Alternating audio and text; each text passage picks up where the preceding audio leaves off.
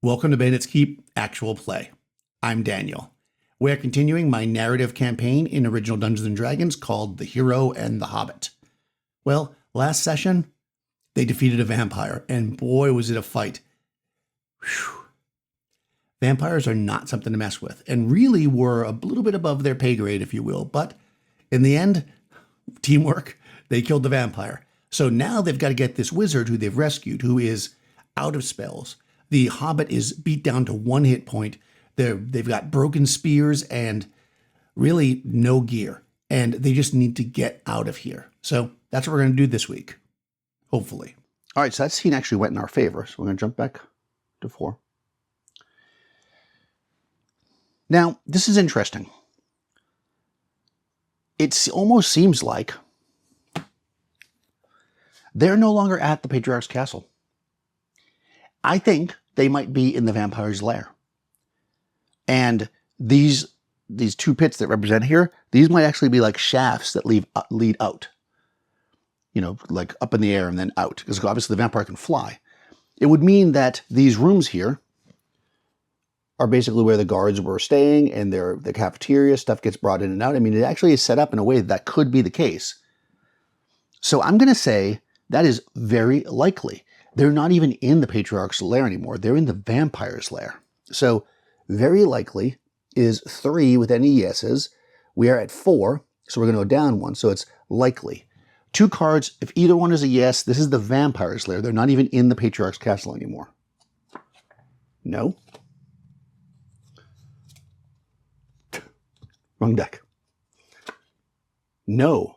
Exceptional. So yes, they're 100% in the lair, in the Patriarch's castle. Okay. But being that we don't see any ways out, there's got to be probably a secret door here. It's got to be, because how else would the people get in? So I'm going to make it a 50-50 in each room until we find, obviously it won't be in that room, but it could be as close as there, and that would have been terrible that they didn't see it. So is there a secret door in this room? High dice. Yes, okay, so this is a secret door. And that secret door leads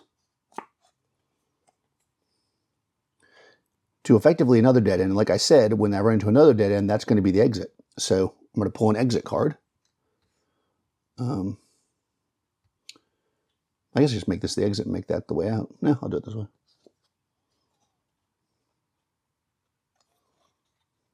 Secret door.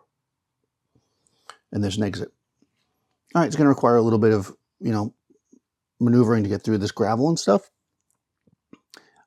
But we come out. And these stairs are going to lead us out of the tower itself and into the courtyard.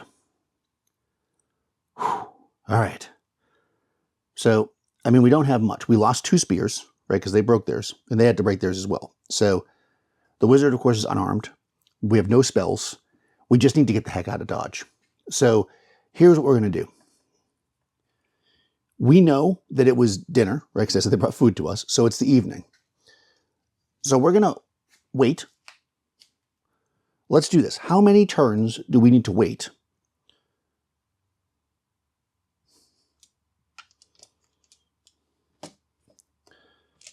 before it gets very dark? They might have fed us early. So I'm going to roll 4d6 turns. Okay. That's 14 turns. We make a wandering monster check every 2 turns.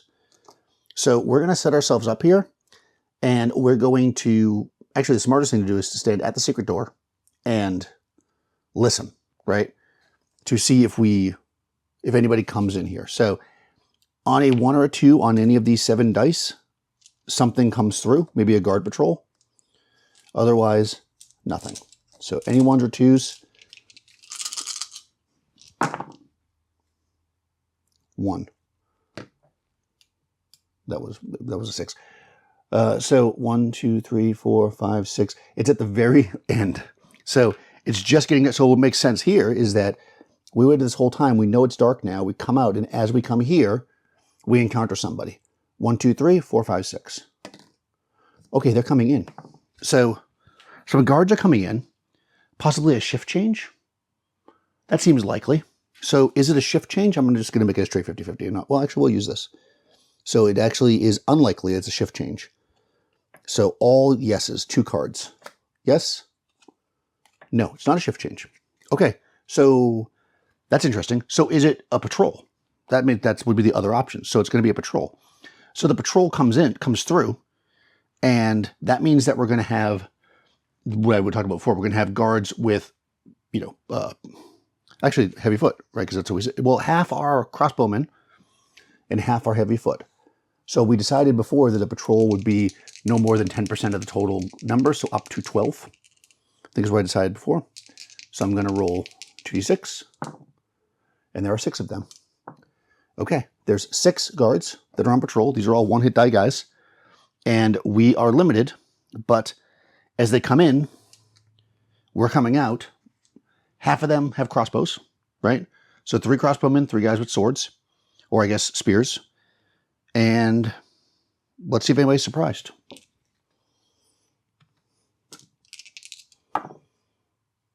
They are. Okay, fantastic. So we hear them coming. We wait around the corner. Six of them come through, and we attack them. We get a free round of attacks. Now remember, our hero is fighting now 1-hit die people. There's 6 of them. So they, against spear, right? This is where the hero becomes very powerful, which I forgot last time. Heavy foot versus heavy. They get 4 dice.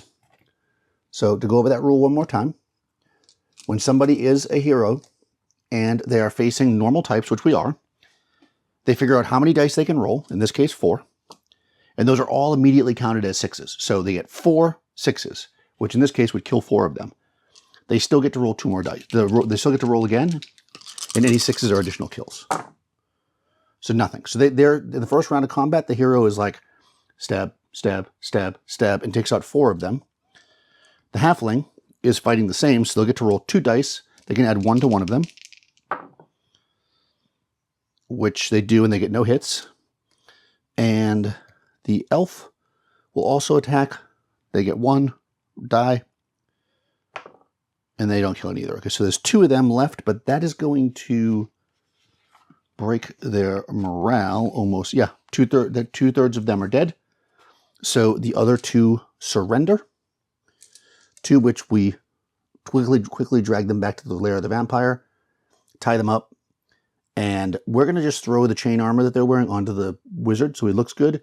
We're going to grab crossbow, crossbow, crossbow, give the wizard a spear just so they look good, and we're going to sneak out across the yard. Here's the question. So that went in our favor, so back to 5. I guess we're still in the same scene. All right. Since that was the patrol, there shouldn't be anything in the yard. We're going to try to sneak to the wall. We did this once before, if you remember. We are barefoot, but we do not have cloaks. Let's look at the rules again for sneaking, because we're not moving silently. We're trying to basically stay to the shadows.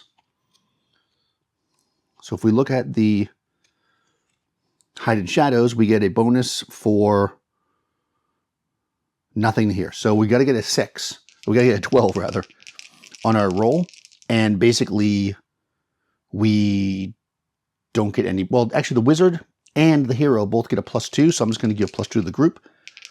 So 2d6 plus 2. If we get 12 or better, then we're completely hidden to the wall. Yeah, we do. Easy. We didn't need any bonus. We sneak right up to the wall. Maybe they're patrolling around the other side. They don't see us. Up, over, and down, and we're off into the woods. Oh boy. Okay. We are on foot though, and we need to get, I think we're going to get back to the wizard's tower, remember, was occupied. So I think we're going to try to head to the nearest town. Again, we are injured. We don't have a lot of stuff. We have no food. So we're definitely running in a bad situation here. So let's switch to the outdoor survival map, and let's see if we can get ourselves to a village. And I guess from there, we'll make plans. All right, so it's still July 6th. Basically, they've left. It's nighttime. I'm going to say that they're going to have to camp somewhere nearby. I'm not going to be able to get very far. So they're going to camp. Party's right here. I'll put them there. Now, I marked the wizard's tower with a undead guy because right now it's being occupied by this necromancer. Well, we believe it is anyways. We'll find out if we go there. Down here is the town which the hero and Hobbit have been set up in. That's kind of their home base. And what we want to know is a couple of things. it would make sense for us to go back to the hero and the Hobbit's home base, I think. I think that makes the most sense. But we have no food. We have no water. We have nothing. We threw chain shirts over our, undergarments that we're wearing, whatever the basic, clothing we were wearing.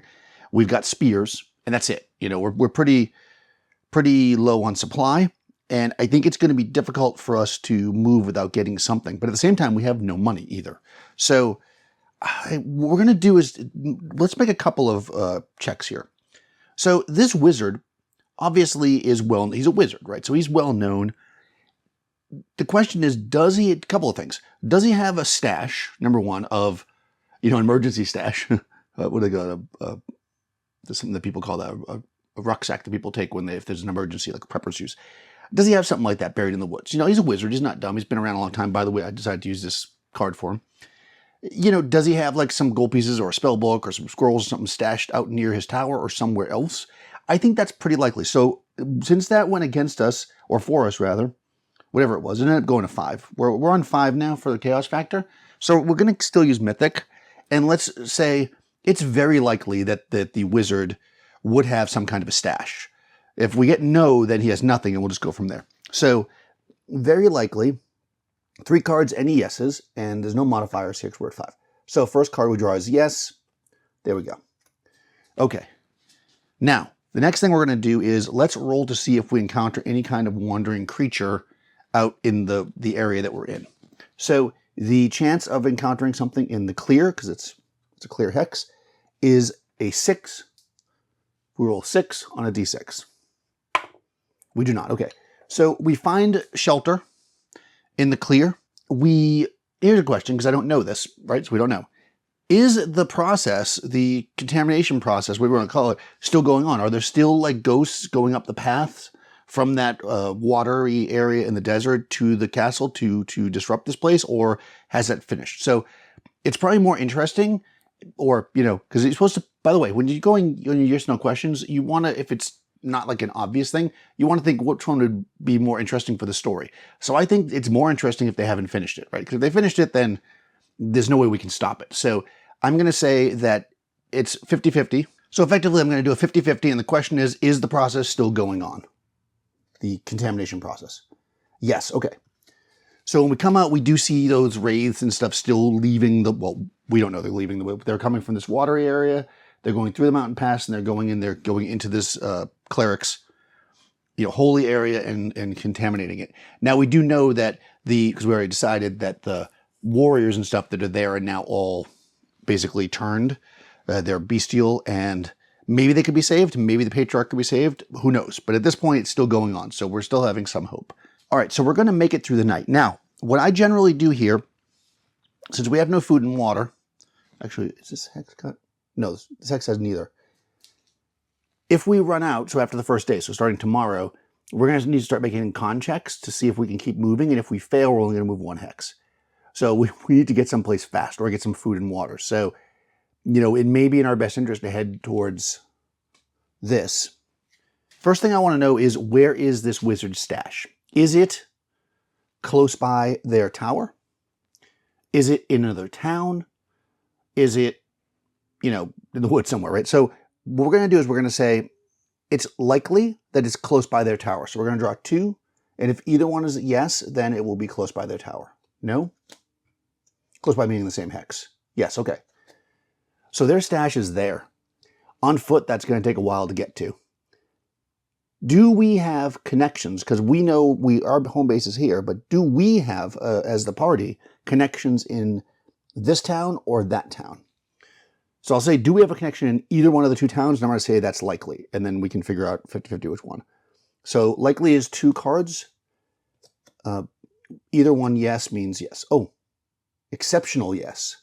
All right, so I'm going to allow that. I'm going to say that means I can pick which one. Or it means we have a really good connection. Somebody owes us a favor. That makes the most sense. So is it this one or that one? Let's just go 50-50. 1, 2, 3, 4, 5, 6. All right, it's the one in the woods, which is not the best for us, to be honest. But all right, we have a great connection in that one, and it's pretty close by, so that's where we're going to try to get to today. So in OD&D, using outdoor survival, which is what we're doing here, To move through the wilderness, we need to first roll to see if we get lost that day. So we make a navigation roll. We're rolling a d6.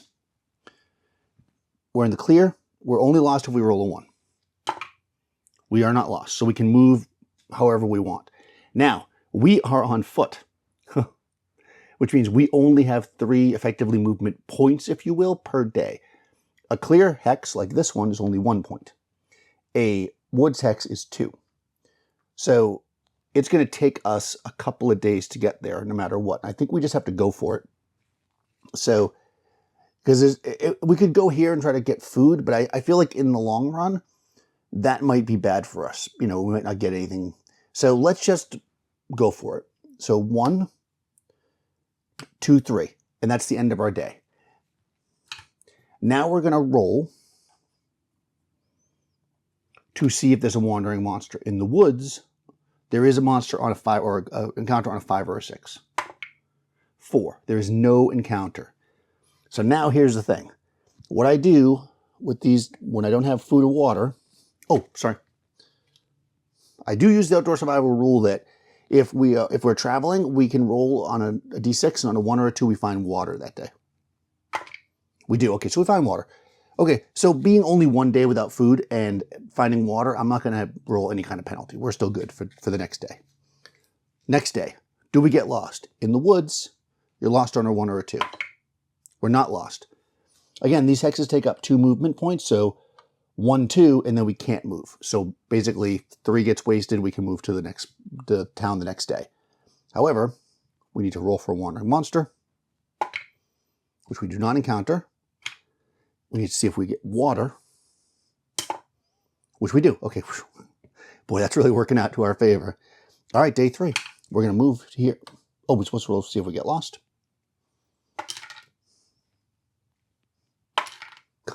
I'm only counting if it goes inside. 5. We do not get lost. We move to the town that we have an exceptional connection in. So clearly, I mean, again, we're the hero in the Hobbit, right? So we've probably done something for somebody in this town. And this is very good because we have no food, no water. We have no weapons, no armor, and really no money because all of our funds and stuff are back at our home base. So I think because somebody here owes us a big favor, I don't even want to say it like that, like they want to help us for whatever reason, which, you know, all right, let's do this. Just for fun of it, let's see what we might have done for them. Family. Caring, devoted. Oh, maybe there's family members here. Ruin, exploring, mysterious, cursed.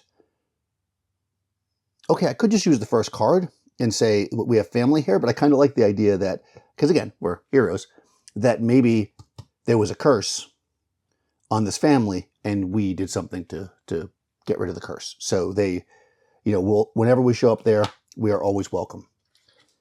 So this is now... So this would have been the 7th, 8th, and the 9th. So it's July 9th. We're back in town. I'm going to say because they... Actually, we don't need much. I mean, we're going to ask for some stuff. We have chain armor, which is probably fine. What we're going to want is mounts. We're going to want food. So those are all basic things that we should easily be able to get. So I'm going to say that it is... has to be, which is basically the most, the most likely one. It has to be that they're going to be able to help us with these things. We can draw 4 cards, and if any of them are yes, that's the truth. If somehow we get a no, like we don't get any yeses there, then, you know, we'll find out what's going on. Oh, God. 1, 2. Yes. With a remote event, on 6 through 9, we're on 5, so no remote event. Okay, so no remote event happens because that might have been like we get found out, and we're gonna basically stay here for a little bit. Now, here's the thing. I mean, obviously, you've been watching this. Only a day's well, I don't know. This might be broken up into multiple videos, but only a day's gone by with me playing, so it's still actually July 6th. In the game world, it's July 9th. The Hobbit needs to rest for at least 5 days without moving at all in order to get their hit points back. So we're definitely going to use that. We'll also assume the wizard's kind of beat up and everybody just needs a rest. So even if I wanted to, now that we're back in town and we're resting, I can't just jump forward 5 days because, again, I'm doing one-to-one time. So what I've got to do now is I won't be able to play this out until about the 14th or so when the Hobbit's healed, assuming I want to wait. By then, we'll say that gives them time to like discreetly get us some information and some horses and some food. And we're basically then going to set off to, we'll decide this next time, but we're going to set off, I think, to get the wizard stash, to get like their spell books and some gold. And we'll see, maybe try to take back their tower, but I feel like we maybe investigate the tower, see if it seems feasible. But at the very least, we need to get them spell books and stuff because we need to get that done. And of course, the party is still well aware that they are, supposed to go back to the town they started at and help that guy. Of course, they're not well aware that the guy's dead, but they're well aware they need to get back there. But of course, right now we're kind of out in the field. So we didn't really recover any treasure. We did have several combats. I don't think there'll be enough experience points for anybody to level up, but if there is, we'll deal with that next time. If you've been enjoying the adventures of the hero and the Hobbit, please do take a second to like the video, ring the bell, do all that good YouTube stuff. Also, check the description below. You're going to find a link to basically all the stuff I use for this game. And if there's something that you don't see, just ask me in a comment. And also a link to my Discord server.